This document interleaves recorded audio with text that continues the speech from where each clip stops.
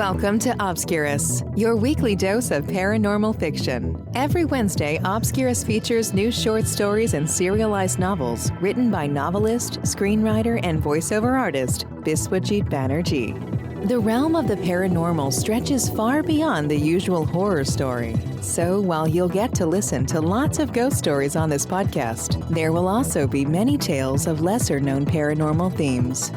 To get us started, here is your host, Biswajit Banerjee.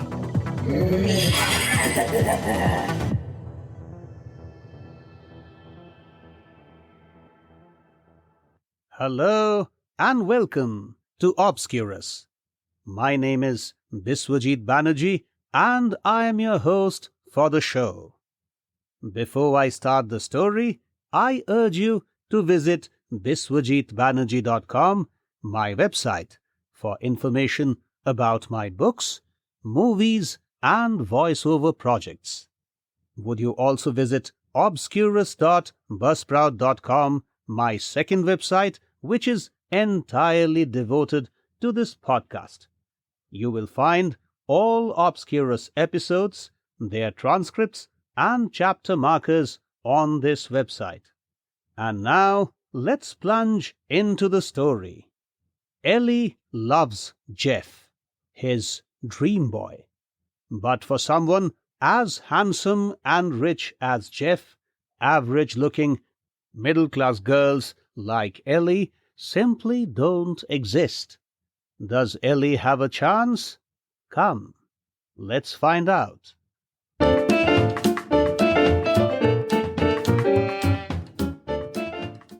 Ellie and the Chemical Pool. Written and performed by Biswajit Banerjee.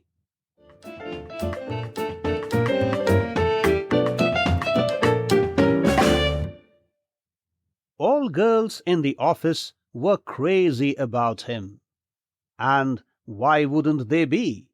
Shiny hair, bright skin, deep dark eyes, a sharp nose, a confident smile often playing on his lips, a deep and pleasant voice, and the cute natural cleft on his chin. Jeff would easily beat the top models and the supposed dashing men of the tinsel town. Ellie liked him too, actually loved him. But for someone as handsome and rich as Jeff, average-looking middle-class girls like Ellie simply didn't exist. Being the only son of the business owner, he was all set to inherit the top position in Roy Chemicals Incorporated in a year's time. The prettiest girls working in the concern, Leah, Hannah, Brienne, Scarlett, and Megan, spent a lot of time trying to impress Jeff. But none of these girls had much chance, for the winner was already decided. Adrian, the daughter of Mr. and Mrs. Brown, the business partners of Jeff's father, Mr. Thomas Roy, it was known in the business circles, would be married to Jeff sometime in the future. And what a match Adrian was for Jeff. Beauty with brains, with a degree in business management, and with looks resembling the most elegant female figures carved by the classical sculptors. Adrian would make a perfect pair with Jeff. People often said so. Where did Ellie stand amid these equations and inequations? Nowhere. But desires do not understand the language of reason. So Ellie's heart craved for Jeff, her dream boy. Though she had been a part of Jeff's team for more than 2 years, Ellie never summed up enough guts to talk to him about any issue beyond business. And Jeff, of course, had little time or interest in discussing anything other than official matters with colleagues like her. On a Monday afternoon, however, things took a surprising turn. Around 2 in the afternoon, Ellie went to Jeff's chamber to show him the latest sales figures of the month. After looking through the figures, Jeff said, "We have made good progress this month, haven't we, Ellie?" Yes, Jeff, we have. "What are your plans for the evening today?" Evening? Today? "If you are not free, then it's okay." No, Jeff. I am free. "Good. Then see me at Bruno's Cafe at 7 p.m. Oh, okay. As she walked out of Jeff's chamber, Ellie wondered if she was dreaming. Did the dream boy really ask her to join him for coffee in the evening? What was in his mind? Could it be that Jeff also secretly loved her? Oh no, she shouldn't give her heart and mind such unbridled freedom so as to draw such sweeping inferences. But her heart and mind had already opened up the doors of sweet dreams. Who could tell? The most unexpected things could happen in life, and some of these unexpected turns can be pleasant and life-transforming. The evening might bring her the pleasantest of surprises.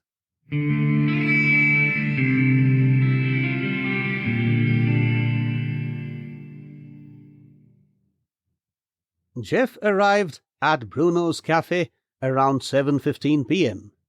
"Oh, I'm so sorry. I kept you waiting." Please don't say sorry. I understand you are a busy man, Jeff. He pulled the chair across the table from Ellie and sat. "So, what would you like to have, Ellie?" Cappuccino. "Just cappuccino? How about some pasta with a lot of vegetables?" Are you fond of pasta? "Yes, and I insist you try out the kind of pasta I like." Okay. After ordering the food and beverages, Jeff said, "What do you do in your leisure time?" Well, I love to read books. "What kind of books?" Fiction books. Thrillers. "Okay, I too love books. I enjoy romances." Mm-hmm. "Do you like love stories too, Ellie?" Yes. I have read a handful of love stories too. "For me, life is a love story. Interesting. I believe love is the purest form of godliness." Oh, that's such a beautiful thought. After a pause for thoughts, Jeff said, "There's something I want to tell you, Ellie. It's something personal." Ellie could hear her heart speak from within. Go on, Jeff. Tell me that you love me. Speak up. Speak up. "How do I say it? You know, I... Yes, Jeff. Tell me how much you love me. Go ahead. Don't hesitate. I will say yes to your proposal. This is so difficult to say, Ellie." Don't hesitate, Jeff. I have already understood what you wish to say. Come on now. Tell me. Don't be afraid. By now, Ellie's heart was all full of hopes. "There's a girl I love. She isn't Adrian, the girl my parents want me to marry." Of course that girl isn't Adrian, Jeff. Why don't you say it clearly? That girl is me. "The girl I love is such a wonderful person, sweet-natured and kind." Oh yes, that girl is me. Why don't you say it now, Jeff? "She works in our office, Yes, yes, that is known. and she is so devoted to her work. My father believes her to be the best worker." Indeed, I know your father is fond of me. Although my father wants me to marry Adrian, he may just be as happy to see this girl as his daughter-in-law. She may not be as pretty as Adrian, but she has a heart of gold. Oh, that's so sweet of you to say.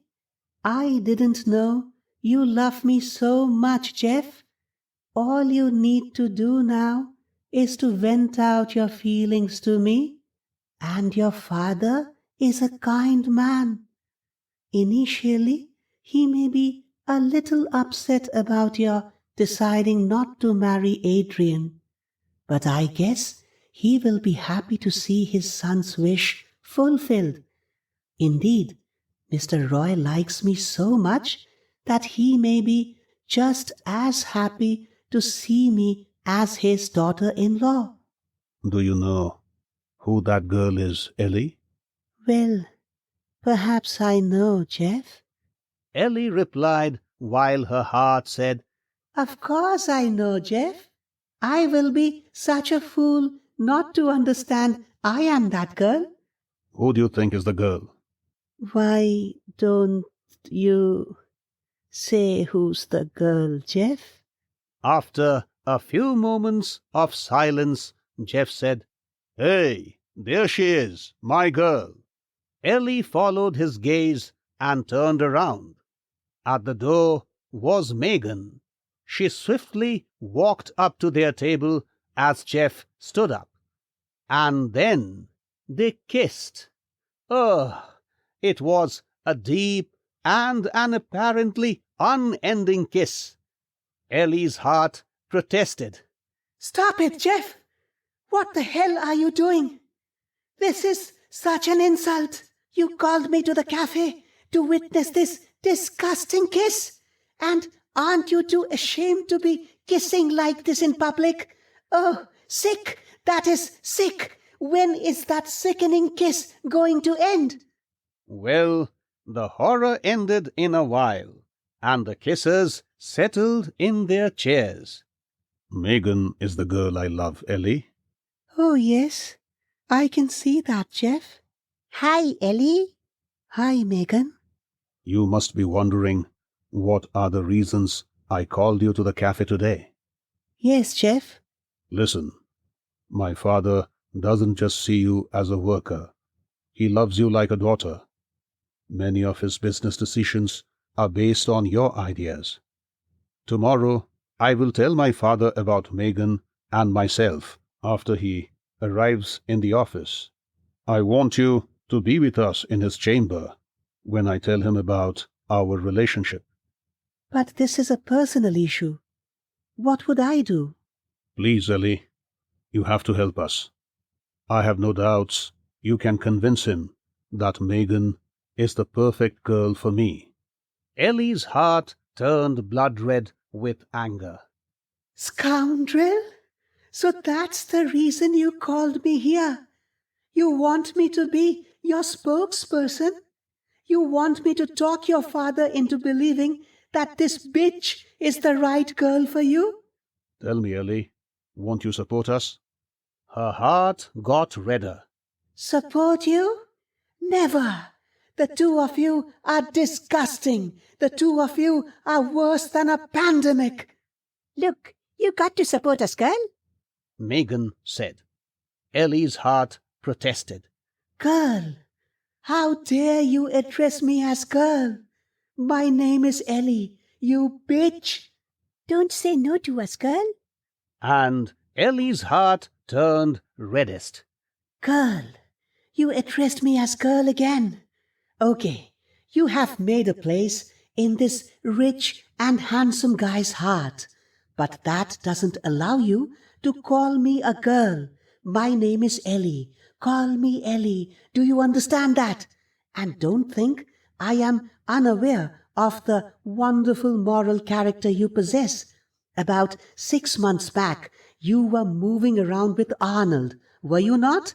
During a talk with the other girls in the office, you even said, "It feels great to move the fingers over his 8-packed abs." Didn't you say that? Only a fool wouldn't know what that means. That means you and Arnold had. And wait a minute, were you also not dating Dennis about 3 months back? Girl, you change your boyfriends like tissue papers. This rich and handsome guy has little brains, it seems. He thinks you have a heart of gold. Only if he knew your heart is a junkyard, you scum of the earth. Why aren't you speaking, Ellie? You must help us, Jeff said. Poor Ellie gathered all her inner strength to fight her tears and said, Okay, I will do what I can.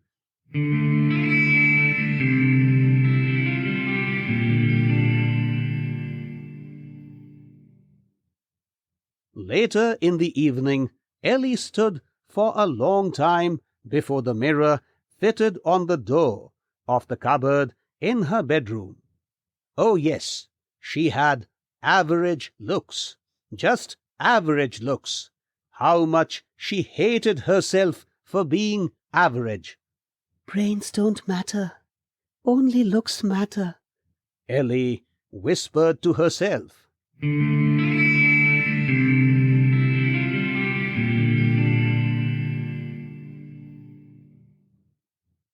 The three of you are here, Mr. Thomas Roy said. I am sure there's something important you wish to tell me.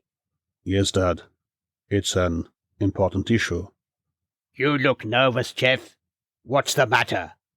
Dad, you know... What has happened to your confidence, Jeff?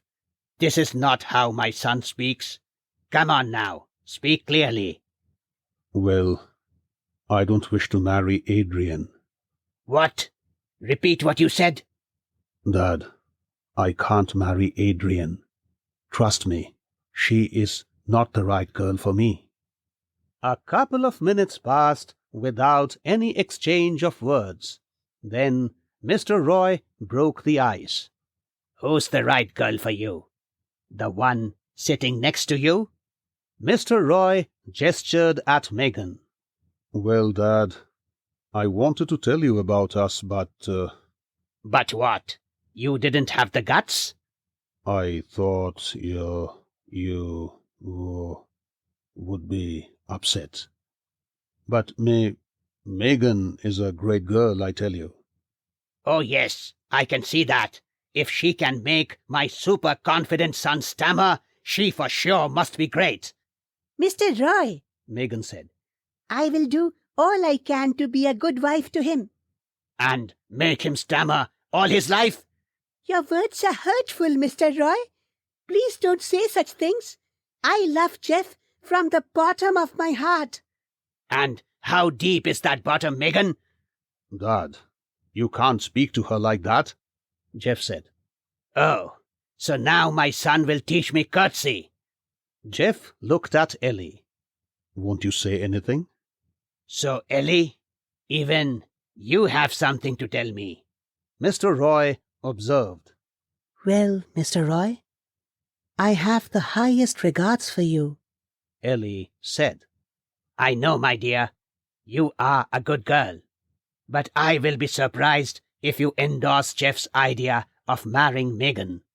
Jeff thinks Megan is the right girl for him, Mr. Roy. While I am not sure if he is right, I do think one deserves a chance to choose one's partner. But a bad partner can destroy a person. Don't you think so, Ellie? Yes, Mr. Roy. And that's why I suggest they move around for a year or so to see if they are right for each other. When you hang around a person for a long time, you get to know more about the person. A short association is like a long shot in movies. From a distance, you cannot see the details. But to be with a person for long is like a close shot. Now you can see the true nature of the person you found appealing. Let them be together for a year. It could even be a live-in if they prefer so. After a period of silence, Mr. Roy said, Ellie, my dear, you are so wise. I wish my son to... Anyway. Okay, Jeff, you don't have to marry Adrian. For sure, I don't want to impose a girl on you who you think isn't the right person to be your wife. Let's do what Ellie said.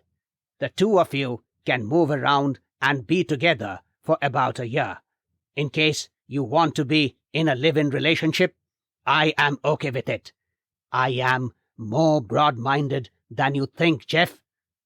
A big smile played on Jeff's lips as he glanced at Ellie.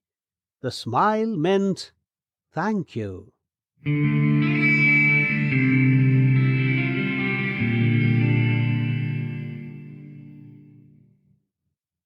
Ellie had never felt so miserable in her life. Tears rolled down her cheeks without a break as she walked towards the station to catch a metro train back home. A few hours back, Ellie kept the wish of her dream boy and his girlfriend. She floated an idea before Mr. Roy that supported the cause of Jeff and Megan, but it made her feel even more average. That Ellie could never be a choice of good-looking boys is what the idea seemed to declare underneath its surface. Average, average, average. You are a damn average girl. You could be a facilitator of your dream boy's love relationship, but you couldn't be a part of that relationship because you are average, average, average, average. That's what the idea she floated before Mr. Roy stamped on her mind. For a moment, she stopped at the little bridge largely made of wooden planks and rope that connected two isolated parts of the land. The bridge was at the rear of the chemical factory that belonged to Roy Chemicals Incorporated. About 7 feet under the bridge was the chemical pool, yellow-reddish in color, into which the factory often released its effluents. With her fingers rounding the rope railing, she looked down at the chemical pool. A few teardrops went down right into the pool, and then the rope railing gave way, and Ellie couldn't balance her body on the oscillating planks. She fell into the pool with a splosh. The pool wasn't too deep, but the liquid in it was dense and smelly. There was no one around, so Ellie had to help herself. With a lot of difficulties, she finally managed to step out of the pool. As if her miseries were not enough, now she had to deal with the vile yellow jelly that covered all her body. Eek, God, you don't exist. And even if you do, you are evil.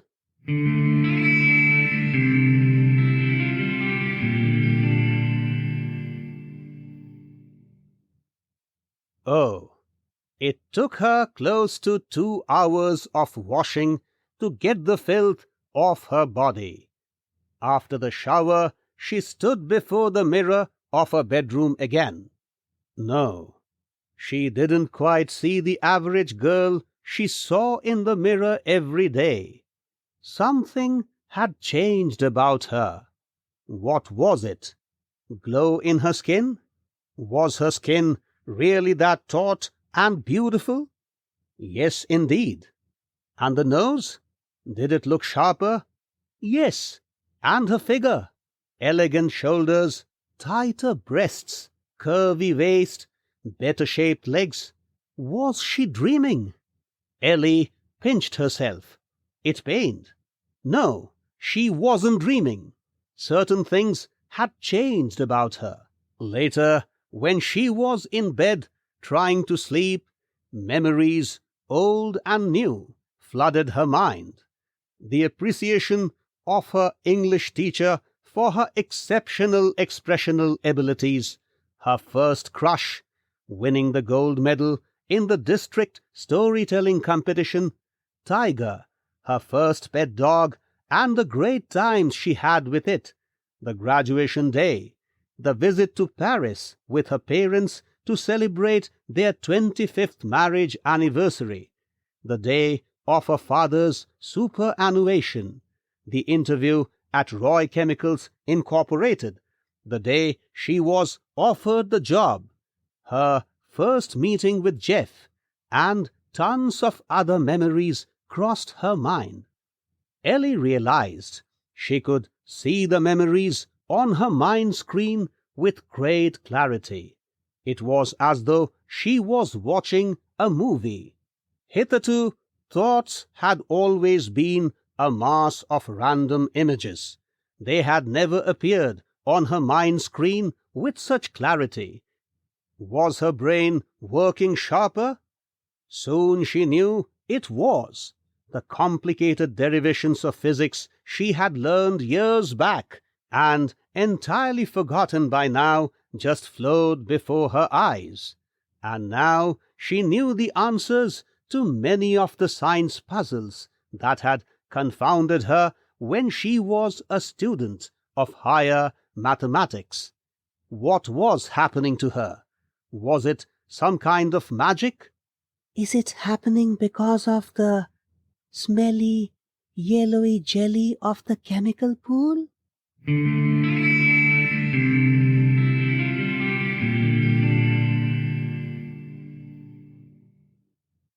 Ellie barged into the office with great poise and confidence.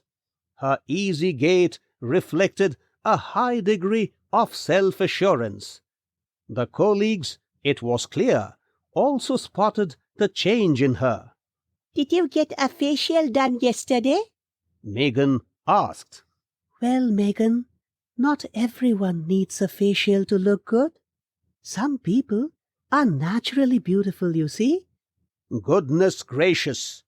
Did she speak those words? Impossible! Never had she demonstrated the confidence and wittiness of that degree.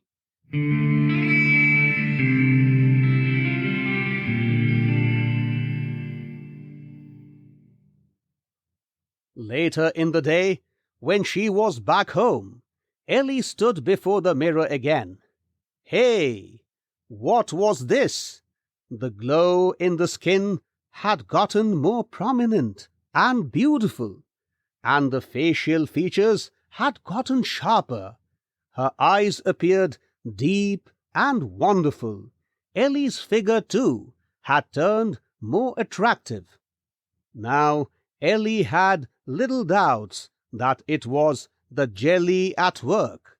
Although it was supposed to be a pool for wastes, some strange and unknown reactions of the chemicals must have made its contents a beautifying and a wisdom-enhancing agent.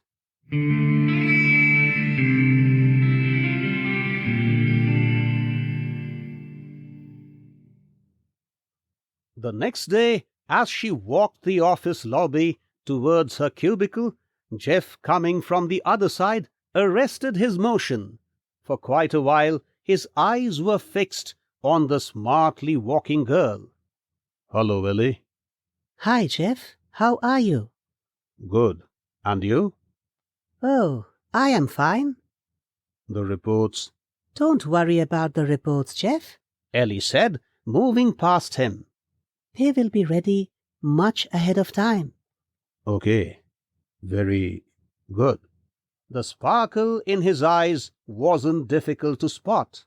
Ellie knew the sparkle was a reflection of Jeff's feeling a pull towards her.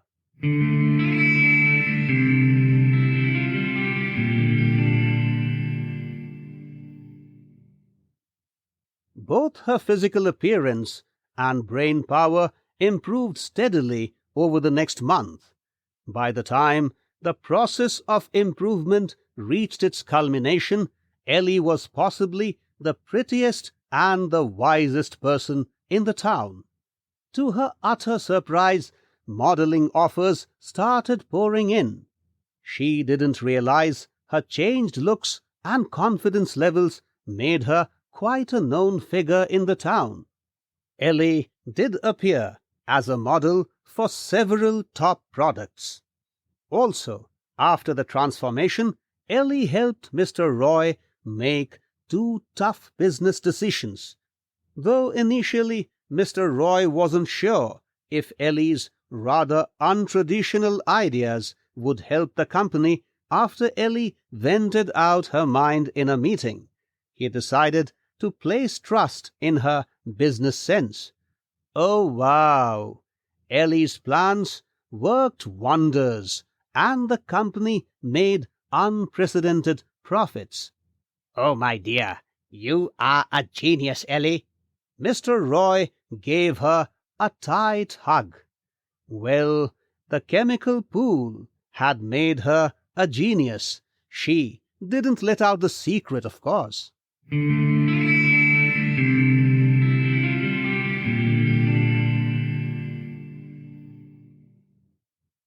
A few days later, while using the little bridge made of wood and ropes, Ellie stood for a while holding the rope railing.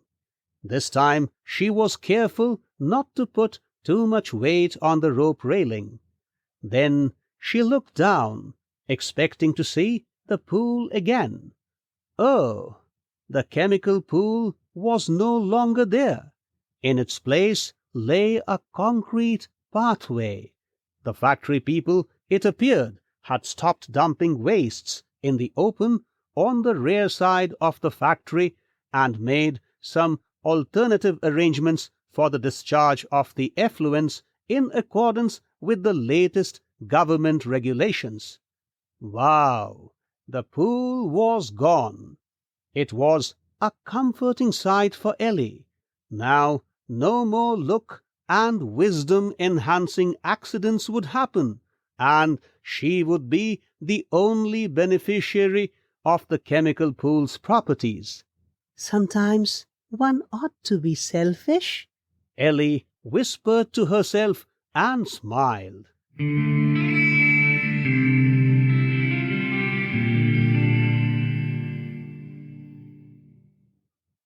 Things between Jeff and Megan weren't going well. At least on 4 occasions, the office folks spotted them fighting over personal issues. Their arguments inside Jeff's chamber got so loud one day that the noises reached even the peripheries of the big office space with the cubicles. From where Ellie sat, the row was easily audible. "You are such a liar, Megan. You stabbed me from behind." No way. You are blowing things out of proportion. "Didn't you meet Dennis last week?" So what? Can't I meet a man? "Yes, you can, Megan. But you can't kiss him in public, can you?" Don't call that a kiss. It was just a casual peck. Dennis is a friend, after all. But the fact that you have set your spies on me is sickening. "Shut up. I haven't set any spies on you. One of my friends saw you shamelessly kissing that so-called friend of yours. And do not think I don't know what relationship you shared with Arnold." That's enough, Jeff. You are a narrow-minded man. Do you think I don't know about the girls you have been dating before meeting me? "Leave my chamber now. I wish to be alone." Oh, even I have no interest in hanging around in your chamber. The door of Jeff's chamber opened, and Megan stepped out of the room. For about a second, Ellie and Megan exchanged glances before the latter walked swiftly towards her chamber.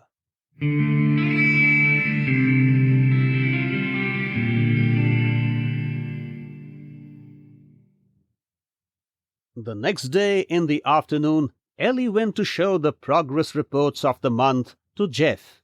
"We have made good progress again, haven't we?" Jeff said. Oh, yes. Without a doubt we have, Jeff.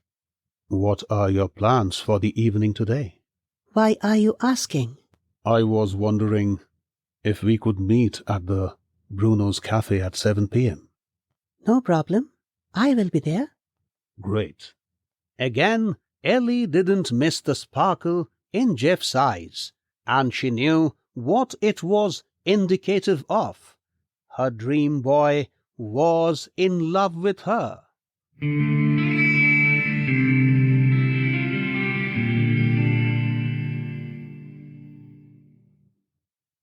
After an attendant served coffee and snacks, Jeff said, Are you aware?